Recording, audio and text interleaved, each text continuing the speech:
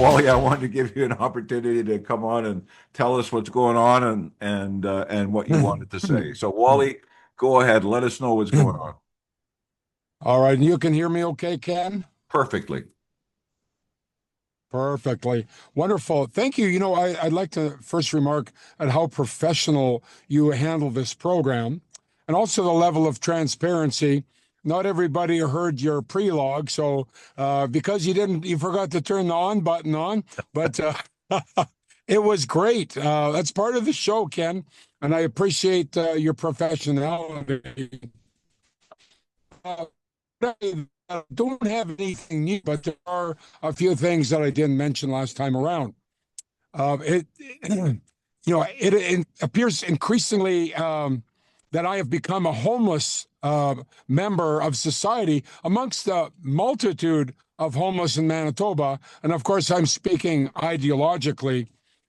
During the day, I push around my grocery cart looking for a home for the conservative.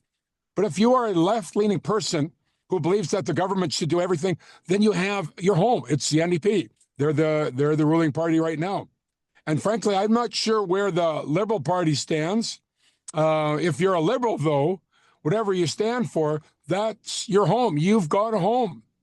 But if you believe in freedom, like I do, or if you believe in the competition or the free competition of ideas, and if you believe or think that government is often the problem and not the solution, then you used to be a member of the PC Party of Manitoba.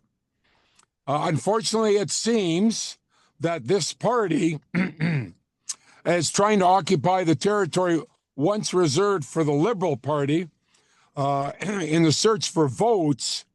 And that leaves me and all other people like myself, conservative-minded folk, it leaves me without any kind of a home.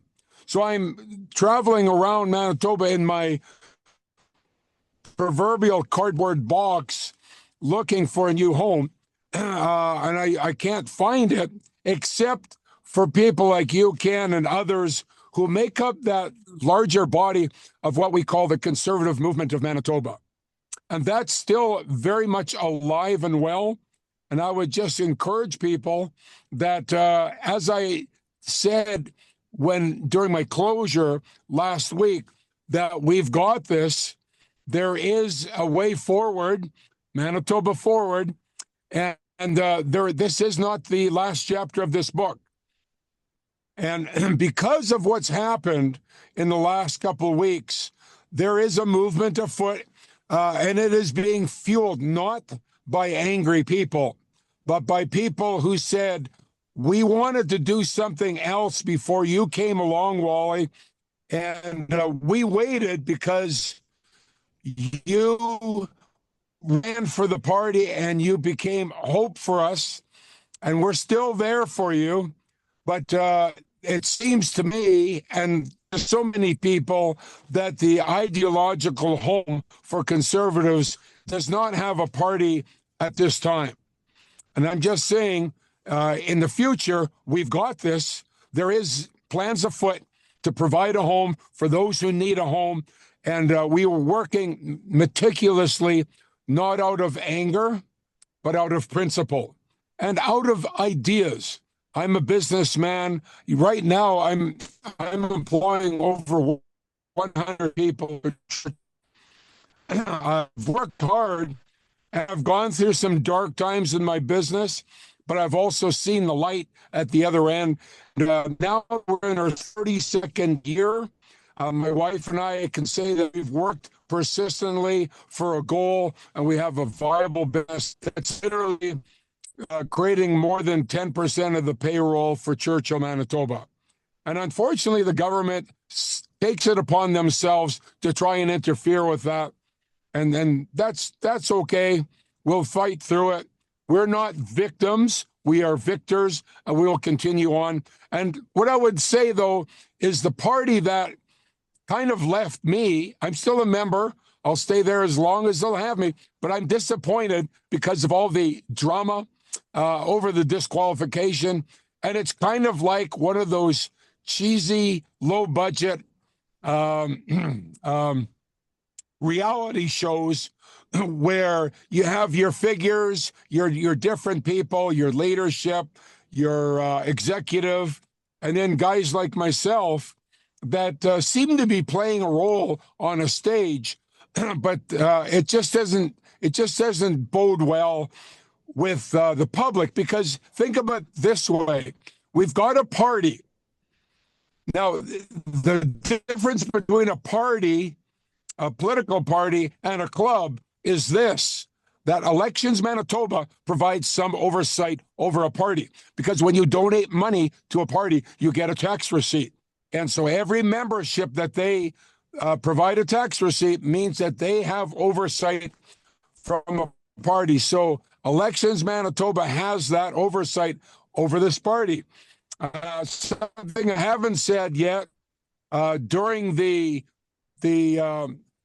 race to sell more memberships, near the end, when the race closed, I clearly knew that I had outsold my opponent 3 or 4 to 1. But one of the things that we found was on the leadership or the membership list was about 100 names that had no addresses and no contact information. And we simply reached out to the party and said, according to Election Manitoba rules, you have to provide an address, because you cannot give a $20 donation receipt to somebody who lives outside of Manitoba. So you have to do that. And I think they took offense at that, because obviously I believed that there was some last minute loading of the membership in some pathetic attempt to try and bring more memberships where they thought they could actually win if they got these people out. But we called them out on it. And then literally the next day, those memberships were sent again to me with addresses on them. So, the irony is that after the membership deadline, 3 days had elapsed, and then they constructed this scenario where they had 3 phony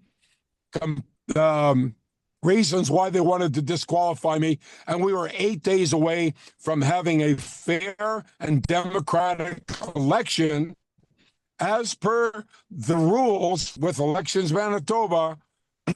And now, even after being mistreated this way, I've asked for an appeal, and based on the Constitution of this organization that has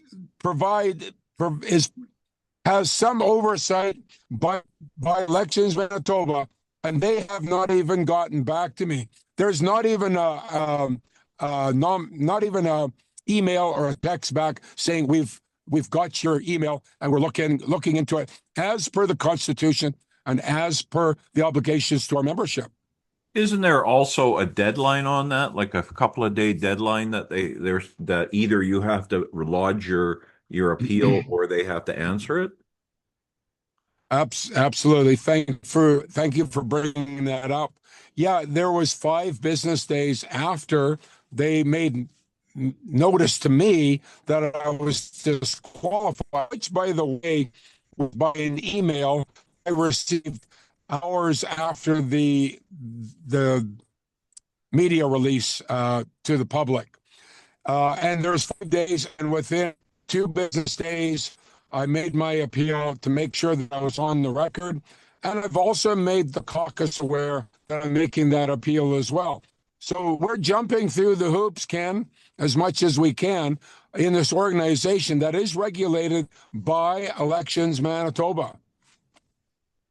Well, without that regulation, the Progressive Conservative Party is just a club.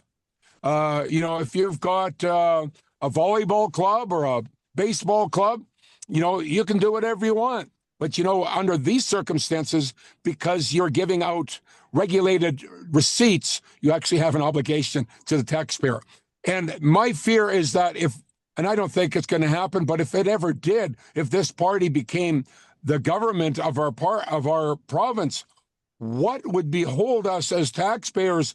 What level of accountability is there when they can't even be accountable to one of their former board members of 12 years, a local organizer in northern Manitoba, their top donator? And when called upon, I helped bail them out by buying an old junky building from the party because for a number of reasons, but I was there for the party through all of this.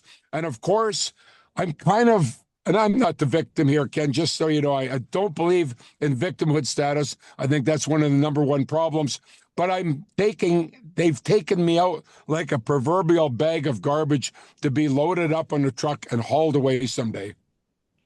Yeah, you've had a rough run of this from the beginning. It's interesting, and I'm glad you pointed it out that, you weren't somebody that just rode in because there was an election coming up. You were on the board of directors for 12 years. You're a financial supporter of the party, and we believe in conservative values. And so I think the PC party has an obligation, both legal and ethical, to not only answer to the people for what's happened here, but to also report to Elections Manitoba. Elections Manitoba needs to get involved here. So with that, Wally, I thank you for Yeah. coming out again, and please keep us up abreast of what's going on and how you're moving forward, because we really look. I know you're not done yet. I know that there's things coming up. And knowing you, it will be something spectacular. So thanks again, Wally. Well, we're always, thank you for having me, Ken. Yeah. We'll be in touch. Oh, there we go. Now, I hope, are you, yeah, you're unmuted. I hope I'm pronouncing your first name correctly. Is it Yuan? Yes.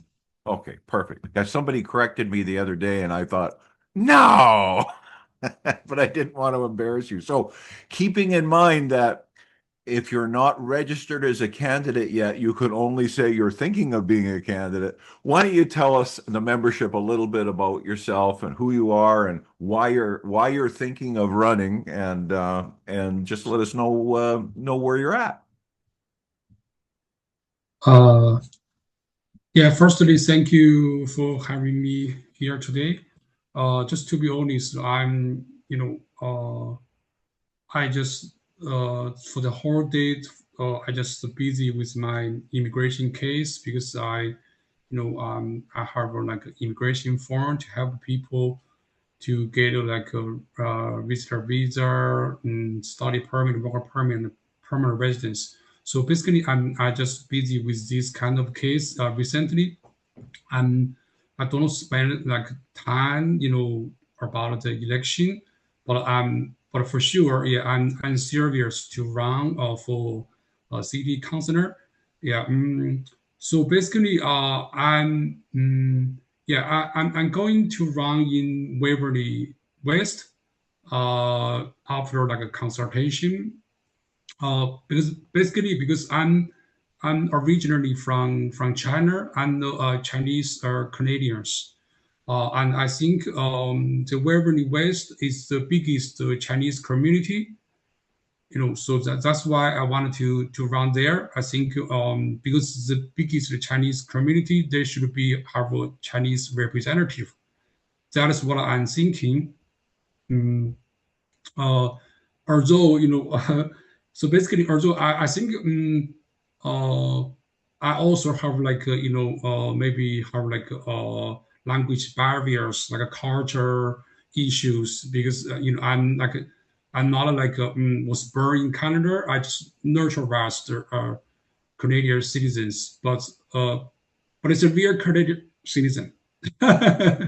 Well, that's what matters. We're all Yeah. originally from somewhere else. But what kinds of issues do you think are the ones that are most important to the residents in Waverly West and that concern you the most? Uh, Yes, that is one of the work I'm doing now. I just try to communicate with the residents in that area to learn what's their concern, what's their issue. Um, So basically now I think you do not remember last week I just attended the meeting but I left. So do you know why I left? Because I just to attend or like information session hosted by the current counselor Janice Luke. Uh, she just heard like a public information session about like some like infrastructure construction, like the road, so these kind of things. So that's why I wanted to go there to learn, what she's doing, what's the problem here. If I'm elected, so what can I do there? So basically, so now, yeah, I think, yeah, so the construction, I think that is maybe that is a concern because that is basically that's a new area, it's a new area. So the infrastructure is not so like totally done. I also like talking to some people. Now currently there is a fire station, but the fire station is not like a permanent fire station. It's like a portable fire station. So that is also an issue. It takes time. Maybe it takes time to build like a permanent fire station. Yeah, because the new area, a lot of like construction, infrastructure improvements or recreation center because people need to entertain, yeah, during their spare time. There's also, I think there is also a plan for there to build a new recreation center. Mm, yeah, I think right now, I think the major issue in this area now is the construction because a new area. But I see it's lucky because I see the governor councilor is working on it. Yeah, I think she's has done a good job. So I just learn, yeah, I just try to learn what's going on here. Is there anything I can help? So yeah, thank you. Well, I appreciate you coming out. It's tough, particularly when it's your first time running for office, because there's no possible way a new person running for office can know as much as the incumbent. And so you're absolutely right. You've got to be out there. You've got to be asking questions. You've got to be listening to the citizens and understanding what they want and they need. So thank you very much for coming out. Keep in touch. And if you when you get a little further down the road with this, come on back on, and we'll appreciate having you here again. Thank you, Ken. Thank Thank you. you. Good luck. I know, Don, that I don't have to say anything now. This is going to be the easiest interview of my life, and I'm just going to sit back. And Don, for those of our members who aren't familiar with you, I don't know who wouldn't be familiar with you. You've been around a long time. You've been sticking up for the citizens of Winnipeg. I first met you when we were holding a demonstration at the RCMP headquarters 2 or 3 years ago already, and you were up there, you were standing there on the front. So you're running for mayor of the city of Winnipeg. Why don't you tell our members a little bit about yourself and whatever else you think is important that they need to know? I first of all thank you, Ken, for having me, and to all the members out there, thank you for giving me this opportunity to say hello to you all.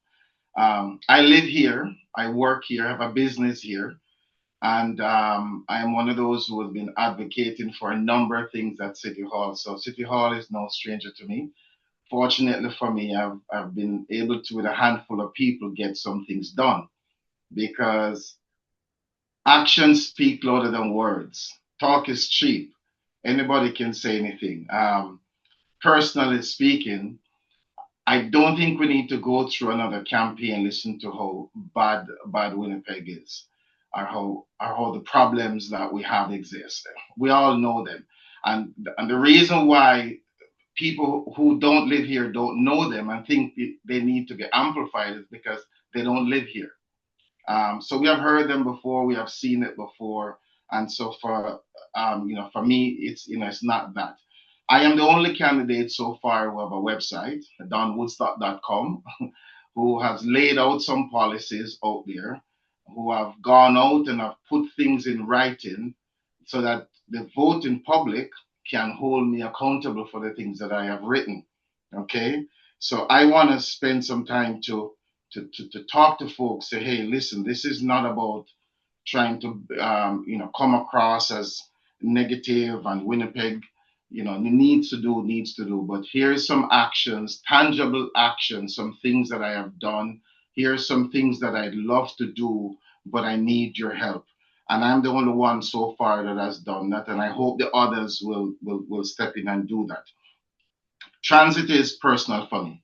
I have worked for Winnipeg Transit for 10 years. I've been in the driver's seat, so I wasn't in some back room. And I've seen firsthand the struggles of Winnipeggers, and I've met some wonderful people along the way. And what they did in terms of changing the routes the last time around was cruelty in my book, in my opinion, because Winnipeg is cold. And as a bus driver, you actually know that. If you don't know it's cold, when you jump in your car, you drive to and from work, you can, yeah, it's cold. But when you actually have to sit in that seat for 8 hours during the winter and the 3 or 4 months of it, you understand what people have to feel. And I think it's cruelty what they did. And for me, I would revert it back to what it was. It wasn't perfect, but it needed some tweaking. That's what they should have done instead of spending millions of dollars and give somebody, the right to do that with. Um, Personally, the bus shelters or shacks are not bedroom and they're not bathrooms. Yep. And I would reclaim them. All the bus shelters will be heated. And I don't have to spend extra money to do so. The infrastructure is already there for most of them. We just need to add some more. But in consideration to the people who have addictions, who have issues, I will have a plan. I will have a policy on my website, donwoodstock.com, in the next coming weeks, to lay out what I'm going to do for the people with addiction. Because I have a heart, because I see people. I've worked in and out of it in a core. I live in the core neighborhoods. So I see it every day. Okay. And I am no longer going to accept being numbed to passing people on the street and pretend like they're not human beings. The society has gotten to the point where we would pass people on the street slumped over, and I don't want to do that no more. I am done doing that. Done doing that.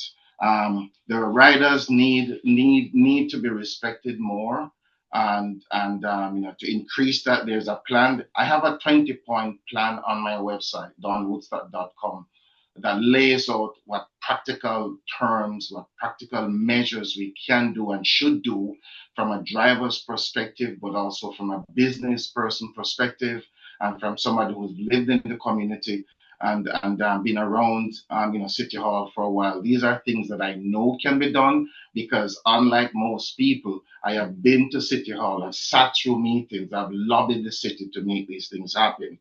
And so my campaign is also about youth. More sports, less crime. It's the only true mechanism that we're going to use to prevent. And prevention is better than cure. Right now, for every child that gets incarcerated or picked up by the police, it costs me and you, Ken, and to your members anywhere between $200,000 to $300,000 per year for their legal fees, the transportation back and forth, etc. If we were to spend even 10% of that, $30,000 to each child and give them all the sporting gear and equipment that they need, we would actually reduce our incarceration rate by more than 30-40%. So why are we not doing it? Because the politicians don't want to do it.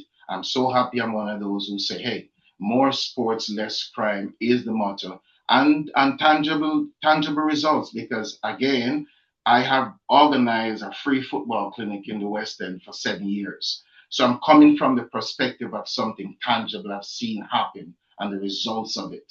Okay, so that is my argument with it.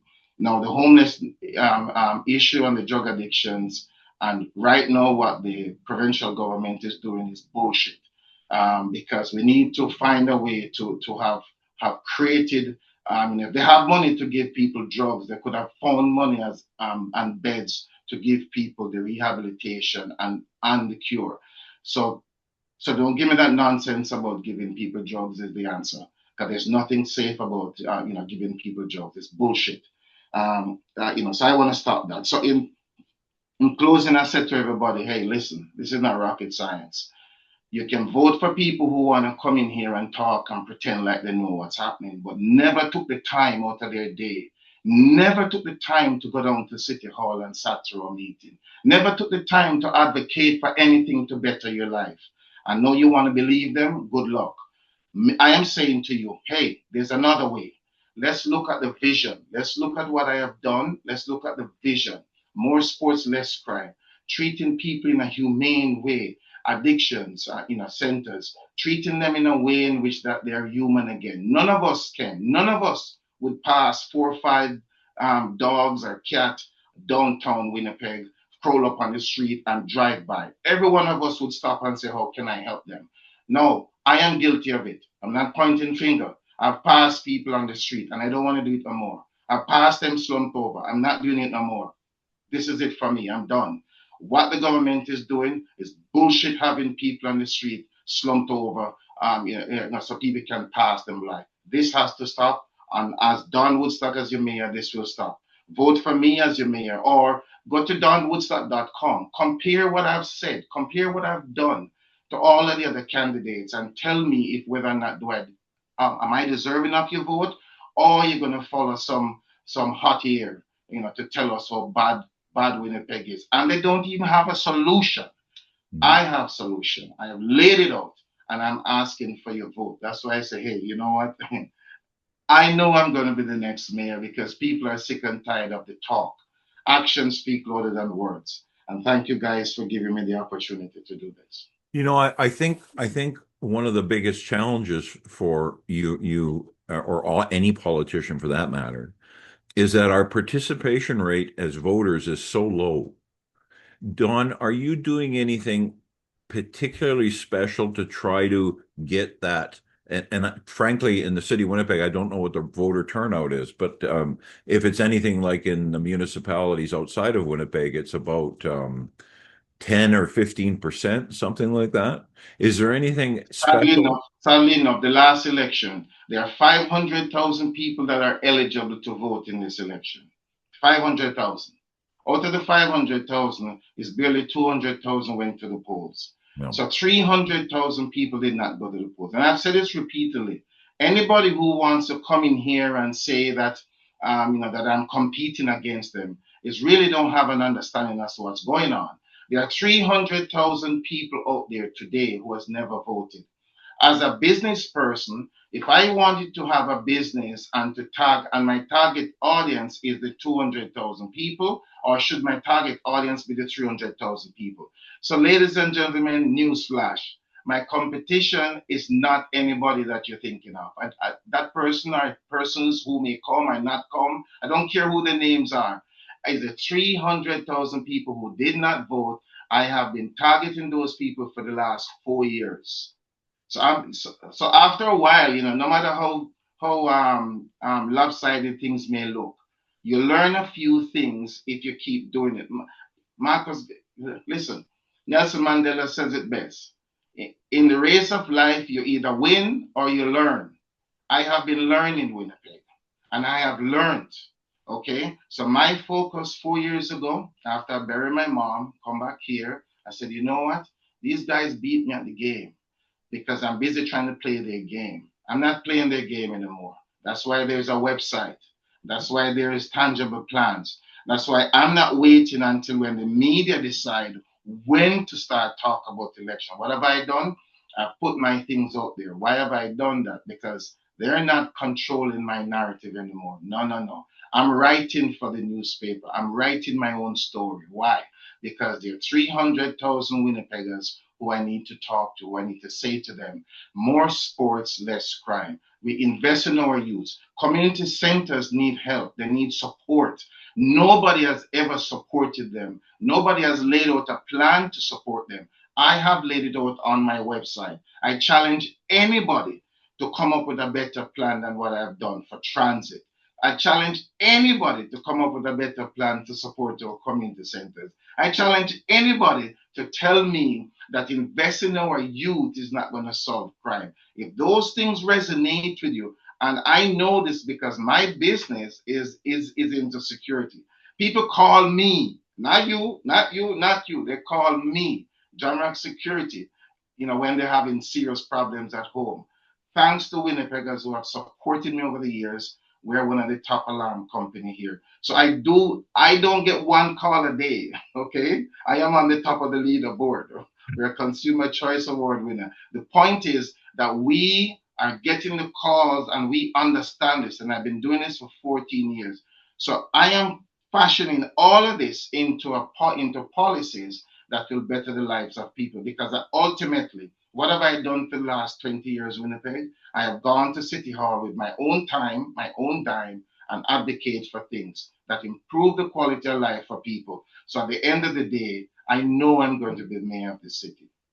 Well, I appreciate that, Don, and I know that you're a very dedicated and focused young man, and Unrelenting is the word, right? unrelenting. That's a Like the book, fantastic word. like the book, right? And Unrelenting. absolutely. Now, incredibly, we've got a few minutes left. Do the members have any Yes. questions for Don before I let him go? Any at all? No? 3, 2, 1. Nobody's raised their hand, Don. That means you did a great job as usual. So thank Oh, you very there's much. one. Oh, there But is then a one. thumbs up. Who's got Oh, their? thank you. Thank Oh, you. okay. Anyway, I think so I do the best I can. oh, I do the best I can. Mary's got a question. Go ahead, Mary. Sure. You're muted.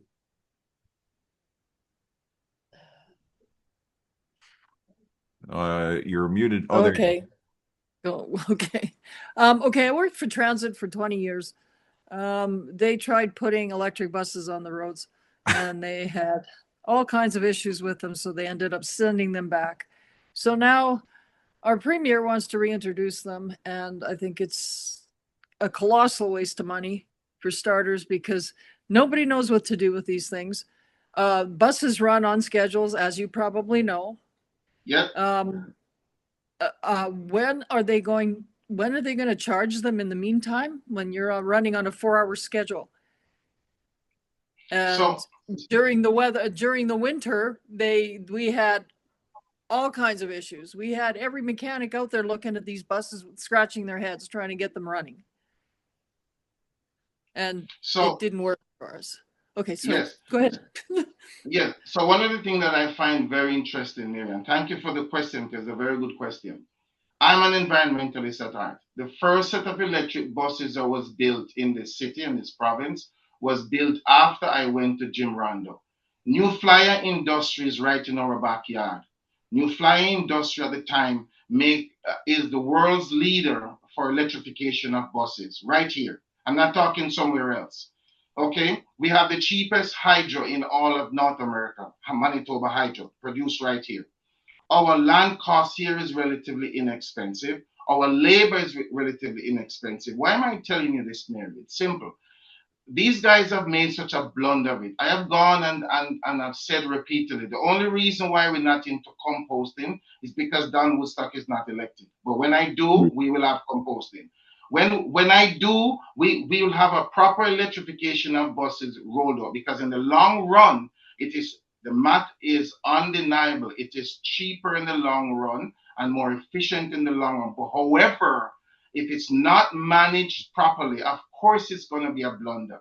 So they're trying to do this as a way of trying to appease some element of their wing, rather than doing the right thing, making sure you have appropriate charging station, making sure that you have the buses that would run and would actually take over the roads and don't give it an extra hour or two out there. There's a number of factors. I have an electric vehicle. I can drive to North Dakota. My wife did. Drive to North Dakota and back on one charge. Why? Because we bought the extended battery life. It comes in all fairest forms. So yes, we have issues. Yes, it wasn't rolled out properly. I get it. I know they're trying to do it to appease whatever. No, they don't have to do that. they're not providing us the right resources necessary so that voting public, the people like yourself and others, Mary, will say, you know what, this actually can work. It can work, it should work. We have all the trimmings to make it happen, but the government is playing politics with it rather than do the right thing. Okay, Mary Rose and Cameron, have you got a question? Hi.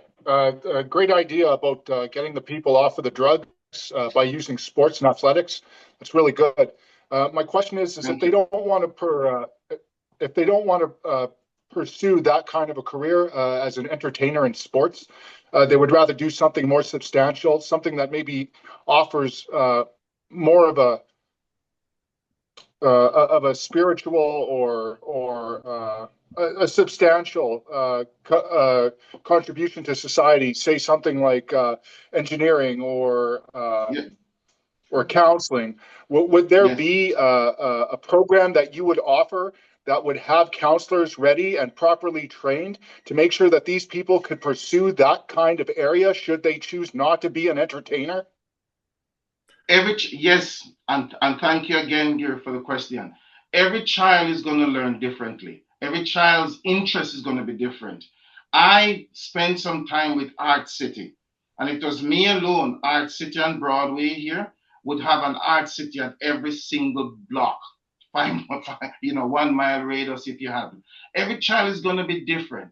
So yes, some child will take a ball, some child will take up badminton, some child will want to take up a video game, some child will want to do something and dancing, some child will want to do swimming. The idea is that we're going to invest in our youth to make sure that whatever discipline, okay, you don't want to play ball, no, you don't want to go hockey, no problem. Whatever it is, I'm not leaving you to fall through the cracks because guess who pays ultimately? No matter what we think, guess who is paying right now when they're being picked up? It's you and I, and it's costing us. So why not do the prevention? We will not be able to stop and help everybody. I get it. But, however, if we are able to solve even 30% of the population from being incarcerated and provide for them a better alternative and make them more productive society, give me 10 years, ladies and gentlemen, and we no longer crime stats anymore. We're no longer at the bottom of the ladder. We're looking at people trying to leave the city. I have clients who have left this city, and that's why some of us don't live here because they don't want to confront the crime. They live elsewhere, but when election come, they come and try and tell me, who is in the grind, rolling up my sleeve on the ground, trying to tell me what is bad with Winnipeg. Keep your thoughts to yourself. David, Vicky? Yes, the we have transit advisory committees. We have a lot of advisory committees hanging around City Hall. Would you ban them all, or just make sure we had the right people on them? Because they just are an Yes, echo chamber. yes, end them all. Transit is going to be my baby. Transit is a policy, and based on my policy, I would take it on and they'll be reporting to me. Well, one other thing I said also in the transit policy, when a bus doesn't go out, when a route is not filled, I want to get an immediate phone call. I want to get an immediate email, no matter where I am, to tell me and report it to me. Why? Because a lot of times transit management, they hide things from people. They hide the truth from City Hall. So City Hall is making decision not knowing what the truth is. And so for me, I want to be the one to, transit's going to be my baby. You elect me as mayor, I guarantee you nobody handling transit issues. Don Woodstock will be handling it from top to bottom. Thank All you. right, we've got a question from Ryan Frey. Go ahead, Ryan. Mr. Woodstock, Yes, sir. I'll ask the question, what is your plan to help seniors remain in their homes as property costs and living costs continue to rise? And I have a second question. I'll come back after your answer. Well, the first thing that I've said, many, many years ago, and I'll make sure that there is a policy that we're developing for that, but I'll give you this now because you asked the question. If you live in your home and you're more than 75 years old, at some point the city of Winnipeg should start giving you back money because you don't have children anymore or grandchildren anymore in the school system, yet you're being charged a school tax. Why? Okay. All of these are factors that would encourage people to have a healthier lifestyle, to live healthy. Because a lot of folks, I have clients who we help them to stay in their home. And you know what they tell me, Ken and guys? They feel better living in their home than living in an apartment and so forth. So for me, I would give a rebate back to seniors. You live in your home for 20 plus years. You've been paying your taxes for the last 40 years. At some point, please don't tell me of the able-bodied men and women among us can't pay enough taxes to take care of the seniors, because we would have an upside down society. So I would do everything I can to give them a tax rebate check every year that they pay the taxes. Go ahead, Ryan. Yes, thank Did you have a second question that you mentioned? No? He's gone. Okay, you. Rosalie? We have a mayor now who's a former. Sorry, I can hear me. I'm here. Yeah. Yes, We can hear yes. you, Ryan. Yeah. Awesome. So I would say we have a mayor presently now who is a former minister, pastor, and we see some of the policy. So, what role do you believe churches and faith-based organization play in strengthening Winnipeg community? Because we have seen, um, and I'm just speaking, I'm a local pastor here in the city, and we have requested many times for support for March for Jesus, and we have gotten turned down in parks for having Christian community services, and we have had other interfaith organization block off an entire street. And surprisingly, as a former pastor or president mayor, what difference would you make for us as a Christian community or any faith-based community that would like to host event and enjoy the parks in our city? What would you do differently than what we're seeing now taking place at City Hall? And our Thank you building for the permits being blocked for many other faiths cannot have those, or organization that can host events. We've seen concerts for Christian organization permit being pulled. So what okay. difference would it be from your side? So here is something, full disclosure. I was one of the first guys who actually got a church service 20 plus years ago to have an event in a park in downtown Winnipeg. I believe in that. I believe in that outreach.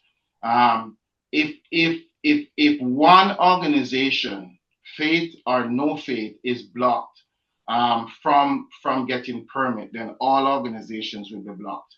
If one organization is given permit for whatever purpose, then all organizations will be given permit. The support have to be equal. The support have to be. You don't have to be a Christian or a non-Christian person if you're looking for any kind of support, as long as it is done in a fashion and a law-abiding way.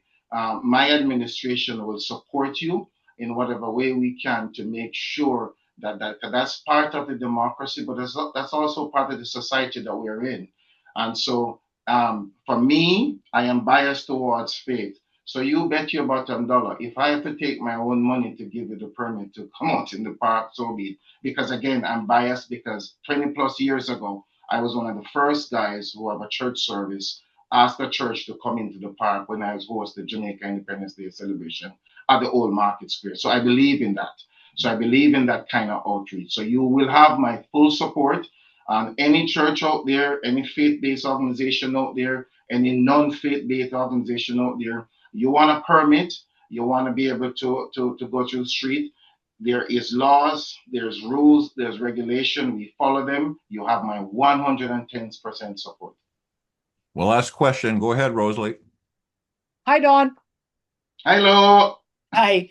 Somebody in the Hi. chat asked a question. I'm just going to draw attention to it here. They said, as mayor, should Yes. mandates return, would you support them, masking or vaccines? I'm just reading a question out of the chat here for you. One of those gotcha. One of those gotcha, right? Yeah, No, I no. just thought, Okay. So here's what it is. Here's what it is. Full disclosure again. When COVID hit, I was stuck in RV8. I had to take 2 planes to come back to Winnipeg. They tell me I have to be social distant. They give me all of what they need to give me. I am not against people who want a mask. You want a mask, you want a mask. You want to take your vaccine, take your vaccine. But what I'm not going to do, I'm not going to punish the business community like they have done in the past. I am not going to do it. The health regulations are the health regulations. Sometimes they go overboard with these health regulations. Sometimes it is for our own good. Sometimes I don't know where it stands. But one thing is for sure is that if you look at it from what we have learned, because we have learned some things from it. Everybody made mistake when this was new. I'm no different because yeah, they gave me the job, right? Because I had to, because I have to be on a plane, so they have to give me one. However, we there are things that we have learned, and we'll take the lessons that we have learned and apply them for the future. All right. Well, thank you. Thank you, Don. And I appreciate you hanging out an extra 10 minutes with us. The members had lots of questions. So as usual, you did a fantastic job. Please Thank you. keep us abreast of how your campaign's going. And if you want to come back on, let us know. We'll get you back on again. Absolutely, and thank you for having me. Thank you to the members for not giving me too hard a questions. I was able to answer them. So thank you. But donwoodstock.com has my policies that I've started so far, and donwoodstock.com will continue to have more policies as we go forward because I'm going to use that as my platform to stay what I'm going to be doing so that you, the voting public, can hold me accountable. I'm the only one with a website so far, and I wondered why. People don't want to say what they'll do. People don't want to tell you. I want to tell you because I want your vote. So vote Don Woodstock for mayor. So I appreciate it, Don. Thank you. Have a great night. you as well. Thanks, guys. Thanks for having me. Bye-bye. All right, everybody. That's a wrap for our regular session. Thank you for coming out, everybody. I hope that you learned some things, and we're looking forward to bringing out more candidates to let them tell you in their own words what they're standing for, what they're trying to do, etc. So, with that, thank you for coming out. We'll look forward to seeing you next week. Remember, we're doing the event at the Mateo Center next Thursday on June 25th. The doors open at 6:30. The event with the candidates starts at 7. And depending on how many of them we have, we're going to give them each about 10 minutes. The movie starts after that. The movie is 90 minutes. And you know, I gotta tell you, they're updating that movie every other day. I got another update today, so I hope I bring the latest one when we start this thing next week. So please, if you haven't got your tickets already, get them. The center doesn't hold very many people. I think it holds 136 or 140 people. So I don't want anybody to be driving all the way out there without a ticket in their hand and being turned away at the door because there's no more room.